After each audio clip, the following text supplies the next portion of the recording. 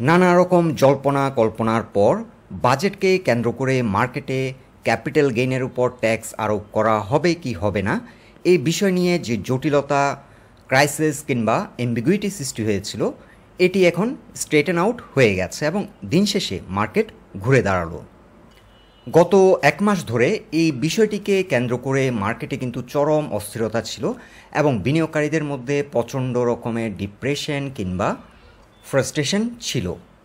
দিন শেষে মার্কেটে একটি পজিটিভ ভাইব ক্রিয়েট হওয়ার কারণে বিনিয়োগকারীদের মধ্যে কিছুটা স্বস্তি ফিরে আসলো। আজ আমরা ওভারঅল মার্কেট এবং কিছু গুরুত্বপূর্ণ বিষয় নিয়ে আলোচনা করব। বন্ধুরা, আলোচনাটি শেষ পর্যন্ত শুনতে থাকুন। আলোচনাটি শুরুতেই সবাইকে রিকোয়েস্ট করব, ডিসক্লেমার অংশটি আপনারা ভালো করে পড়ে নেবেন। পুঁজিবাজার ঝুঁকিপূর্ণ। আপনার কোনো পার্সোনাল বাই এবং সেলের কারণে আপনি যদি ক্ষতিগ্রস্ত হয়ে থাকেন, সে দায় স্টক অবজার্ভার বহন করবে না। প্রথমত ক্যাপিটাল গেইন ট্যাক্সের বিষয়টি আমরা একটু দেখে নিচ্ছি। 50 লাখ টাকা পর্যন্ত ক্যাপিটাল গেইন করমুক্ত। আপনি যদি একজন ইন্ডিভিজুয়াল ইনভেস্টর হয়ে থাকেন এবং বছরে আপনি যদি 50 লাখ টাকার বেশি ক্যাপিটাল গেইন করেন, সেক্ষেত্রে ক্যাপিটাল গেইন ট্যাক্সের বিষয়টি আপনার জন্য গুরুত্বপূর্ণ। আপনি যদি 50 লাখ টাকা পর্যন্ত ক্যাপিটাল গেইন করতে না পারেন, তাহলে এই বিষয়টি নিয়ে আপনার চিন্তাভাবনা করার কোনো কারণই নেই।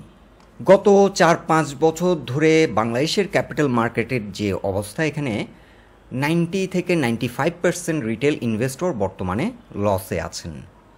বস্তুত রিটেল ইনভেস্টরদের ক্ষেত্রে ক্যাপিটাল গেইন ট্যাক্সের বিষয়টি কোনো মিনিং ক্যারি করে না।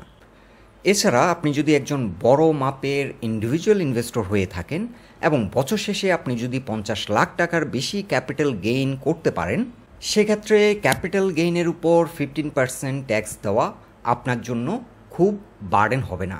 এখন অর্থনীতির কিছু গুরুত্বপূর্ণ দিক তুলে ধরছি। 2023 এবং 24 অর্থ বছরে বাংলাদেশ গভর্নমেন্টের বাজেট ডেফিসিট ছিল প্রায় 2,58,000 কোটি টাকা, এক্সপেন্ডিচার ছিল প্রায় 7,62,000 কোটি টাকা, আর রেভিনিউ ছিল প্রায় 5,04,000 কোটি টাকা। প্রতি বছর কিন্তু একটা বিপুল পরিমাণ টাকা বাজেট ডেফিসিট কিংবা ঘাটতি রয়ে যায়। তার একটি গুরুত্বপূর্ণ কারণ হচ্ছে বাংলাদেশের ট্যাক্স টু জিডিপি রেশিও খুবই পুয়ার। বর্তমানে এটি প্রায় 8%। বর্তমানে এটি হওয়া উচিত 12 থেকে 15%। এখানে একটি বিষয় পরিষ্কার, বাংলাদেশের জনগণের ট্যাক্স দেওয়ার প্রতি একটা চরম রকমের অনীহা আছে। দিন শেষে কিন্তু আমরা সরকারকে বিভিন্ন ব্যাপারে দোষারোপ করি, অনেক কমপ্লেইন আমরা করি, কিন্তু ট্যাক্স দিতে আমাদের যথেষ্ট রকমের অনীহা রয়েছে। সেদিন আমি একটি স্ট্যাটিস্টিক্স দেখিয়েছিলাম, 2023-24 অর্থ বছরে বাংলাদেশের ফরেন ডেট $100 বিলিয়ন ক্রস করল। বাংলাদেশে বর্তমানে পার ক্যাপিটা ফরেন ডেট হলো $580, যেটি লোকাল কারেন্সিতে প্রায় 64,000 টাকারও কিছুটা বেশি। এটি হলো 2023 সালের জুনের স্ট্যাটিস্টিক্স। আর ইন টোটাল ডোমেস্টিক এবং এক্সটার্নাল ডেট হচ্ছে প্রায় 95,000 টাকা। এভাবে যদি গভর্নমেন্টের ডেফিসিট প্রতি বছর বাজেটে রয়ে যায়, তাহলে কিন্তু ইন্ডিভিজুয়াল যে ডেট, পার ক্যাপিটাল ডেট, এটি কিন্তু বছরের পর বছর বাড়তে থাকবে। এটি হচ্ছে একটা রিয়েলিটি আমাদের দেশের। এখন গভর্নমেন্ট চেষ্টা করছে তার রেভিনিউ বাড়াতে। এখন প্রতিটি সচেতন নাগরিকের এটা নৈতিক দায়িত্ব গভর্নমেন্টকে কোঅপারেট করা। জনগণ যদি বছর শেষে সঠিকভাবে গভর্নমেন্টকে ট্যাক্স না দেয়, তাহলে যে সমস্যাটি হবে, আমরা আমাদের পরবর্তী প্রজন্মকে একটা বড় ধরনের বার্ডেন দিয়ে যাব। আরেকটি বাস্তবতা হচ্ছে, আমাদের যারা পলিসি মেকার, আমাদেরকে যারা লিড করে, তাদের বেশিরভাগ, আমি সবাইকে বলবো না, তাদের বেশিরভাগ লোকেই কিন্তু বাংলাদেশের ফিউচারে বিশ্বাস করে না। এখন তারা কেন বাংলাদেশের ফিউচারে বিলিভ করে না, এটি আসলে একটা ডিবেটেবল বিষয়। এতক্ষণ আমরা আমাদের ইন্টারনাল অর্থনীতির অবস্থা তুলে ধরেছি। এখন ওয়ার্ল্ড কনটেক্সটে আমাদের অবস্থান কেমন সেটি জানতে হলে আমরা আরও কিছু তথ্য আপনাদেরকে তুলে ধরছি। ওয়ার্ল্ডস টোটাল ডেট 2023 ডাটা অনুযায়ী $320 ট্রিলিয়ন। $320 ট্রিলিয়ন মধ্যে সারা ওয়ার্ল্ড ওয়াইড হাউসহোল্ড ডেট হচ্ছে $59 ট্রিলিয়ন। এর মধ্যে বিজনেস ডেট হলো $164 ট্রিলিয়ন, আর বাকি $97 ট্রিলিয়ন হচ্ছে গভর্নমেন্ট ডেট। এবং এই 97 ট্রিলিয়ন গভর্নমেন্ট ডেট, এটি হচ্ছে বেশিরভাগই, এই ডেটটি হচ্ছে উন্নয়নশীল দেশগুলোর মধ্যে। উন্নয়নশীল দেশগুলো তারা তাদের ডেভেলপমেন্ট পার্টনার থেকেই এই লোন নিয়ে থাকে।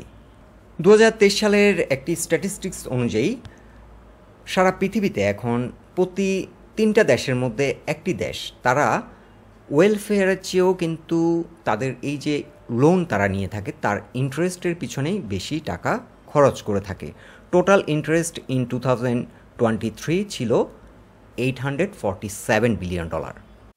এখন বাংলাদেশের ওভারঅল ইকোনমি কতটা পারফর্ম করছে এটি জানার জন্য আমরা আরও কিছু ইনফরমেশন শেয়ার করছি। জিডিপি গ্রোথ রেট হচ্ছে একটি গুরুত্বপূর্ণ ইন্ডিকেশন একটি দেশের ইকোনমি কেমন পারফর্ম করছে সেটি বোঝার জন্য।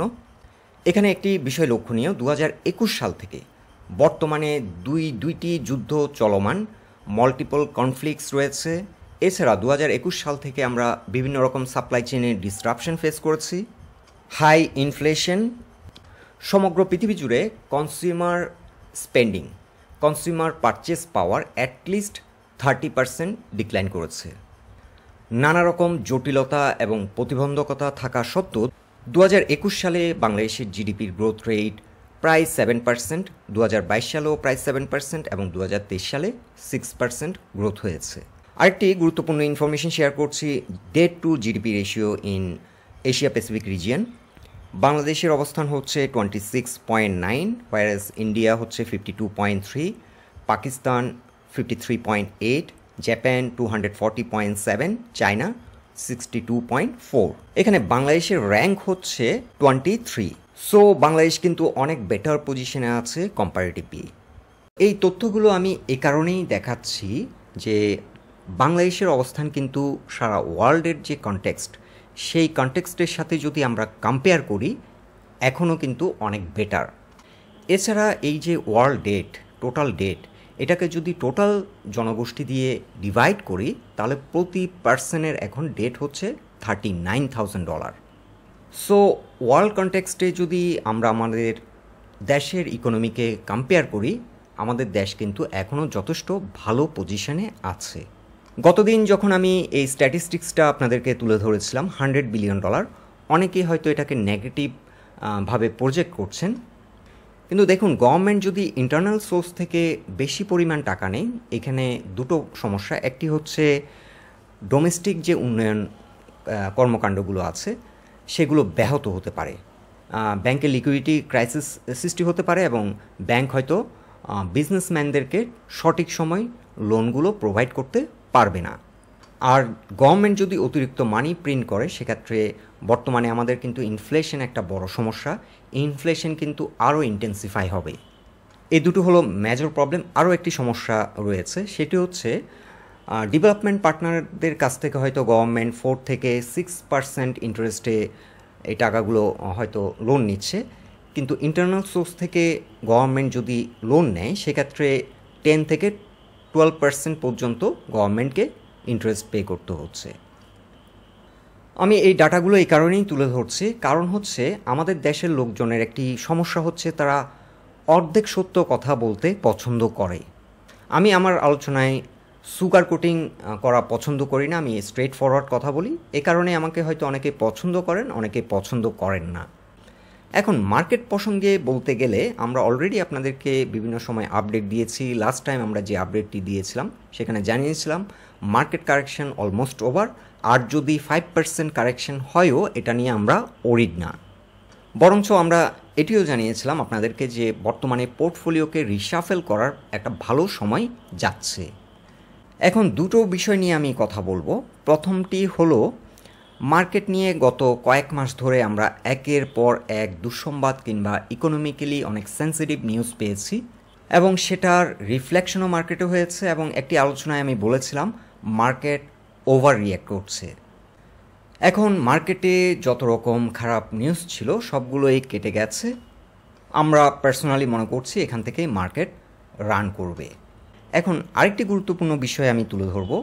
বর্তমান সময়ে যে প্রবলেমগুলো আমরা ফেস করেছি, মার্কেট ফল করেছে, বিশেষ করে high inflation, bank interest rate, bank liquidity crisis, reserve fall, capital gain tax, এগুলো কিন্তু মার্কেটের কোনোটাই পার্মানেন্ট প্রবলেম না। বাংলাদেশের ইকোনমি এখন কিছু কিছু এরিয়াতে হয়তো খারাপ পারফরমেন্স করছে, এগুলো হয়তো আবার কিছুদিন পর ইমপ্রুভ করতে পারে। আমি পার্সোনালি মনে করি মার্কেটের যেটি হচ্ছে ডিপ রুটেড প্রবলেম, সেটি হচ্ছে সঠিকভাবে মার্কেটে যে সমস্যা রয়েছে সেটাকে আইডেন্টিফাই করা হচ্ছে একটা বড় সমস্যা। কারণ এক এক সময় এক একজন বিশেষজ্ঞ মার্কেট নিয়ে এক এক রকম কথা বলেন, যার কারণে মার্কেটের আসল প্রবলেমগুলো অনেক সময় ঢাকা পড়ে যায়। আমি পার্সোনালি মনে করি বাংলাদেশ ক্যাপিটাল মার্কেটের একটি বড় সমস্যা হচ্ছে Bangladesh capital market has completely been rigged by a group of evil minded person, এবং মার্কেট এই গ্রুপ অফ পিপলের কাছে, এই সিন্ডিকেটের কাছে জিম্মি। তার একটি বিশেষ কারণও রয়েছে, কারণ আমাদের মার্কেট মেকার যথেষ্ট পরিমাণ রোল মার্কেটে প্লে করতে পারছে না। আপনারা হয়তো একটি বিষয় লক্ষ্য করেছেন, ইতিমধ্যে বাংলাদেশ ইকোনমি নিয়ে কিন্তু অনেক ভালো ভালো নিউজও আমরা পেয়েছি, সেটা রিফ্লেকশন কিন্তু মার্কেটে আসেনি। মার্কেটে রিয়াকশন বলি কিংবা রিফ্লেকশন বলি, খারাপ নিউজগুলোরই শুধুমাত্র হচ্ছে। পৃথিবীর প্রত্যেকটা ক্যাপিটাল মার্কেটে যখন ইকোনমিক্যালি একটা গুড নিউজ আসে, সেটা রিফ্লেকশন কিন্তু ক্যাপিটাল মার্কেটে হয়। কিন্তু বাংলাদেশ মার্কেটে যখন একটা পজিটিভ ভাইব ক্রিয়েট হয়, এই সিন্ডিকেট মারাত্মক রকমের একটা সেল প্রেশার মার্কেটে ক্রিয়েট করে। এটা কিন্তু একবার দুবার না, 2012 সাল থেকে কিন্তু এই বিষয়টি আমি খুব ডিপলি নোটিস করছি। মার্কেট যখন একটা ভালো সিচুয়েশন মার্কেটে প্রিভেল করে, তখন হঠাৎ করে একটা বড় ধরনের সেল মার্কেটে দেওয়া হয় এবং মার্কেট সেন্টিমেন্ট তখন নষ্ট হয়ে যায়, বিনিয়োগকারীদের মধ্যে আতঙ্ক সৃষ্টি হয় এবং মার্কেট তখন আবার ক্রাশ করে। সো এটি হচ্ছে বাংলাদেশ ক্যাপিটাল মার্কেটের একটি ডিপ রুটেড পার্মানেন্ট প্রবলেম।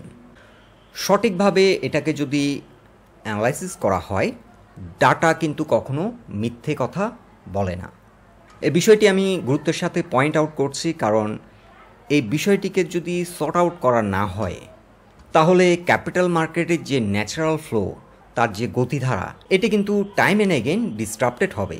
আমরা আশা করছি আগামী সপ্তাহ থেকে একটা স্ট্রং প্রাইস অ্যাকশন বিভিন্ন স্টকগুলোতে দেখব, মার্কেট এখান থেকে একটা র্যালি করবে।